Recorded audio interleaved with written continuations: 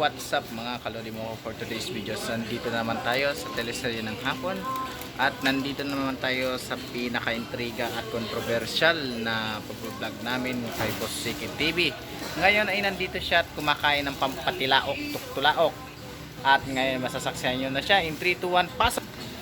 Yon. Yon. Ganda ng intro ah. Good morning mga lods sa araw na ito. Yon. Ay, nagkakape na naman tayo. Lampang. Dahil nga mga lods ay halos hindi na naluktulaok yung ating si San Pedro mga lods. San Pedro. Ngayon, mag-ginseng na naman tayo para Yon. active na active at matikas na naman tayo. May halo pang. At may halo pa itong mga lods na onion, pero naubos na natin yung onion natin, yung biscuit na onion. Yon. Once again, this is Edmark Coffee, Yun. Product ng Edmark Philippines International dito sa Kawatan, Ariwatan Market Valenzuela City mga lods. Yon. At good morning sa inyong lahat mga Ano lods. na daw ba status ng ano mo, solar panel? Ang inayos na natin, Mm.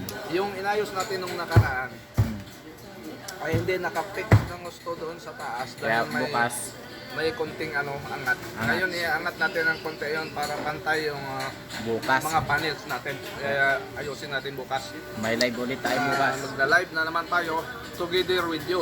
Lodi mo ko. Yon. At balik sa'yo, lodi mo.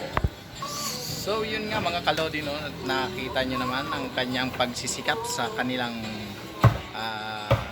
solar panel. At yun ay talagang pang sa kanila naman talaga. At yun ay magagamit yun. At siya lang makikita ng mga tao doon na may ilaw kasi lahat ng mga barangay walang ilaw, siya lang meron. Kaya yun lang mga kalodi. Pinatikim ko na sa inyo yung una kong version ng ng Tia Deli, Tio Jello na. Kaya abangan nyo na yung mga magbibigay o magpapadala ng sulat. I-send nyo lang sa aking Gmail, no, para ikwento natin yun. So yun na, pasok ulit tayo bukas.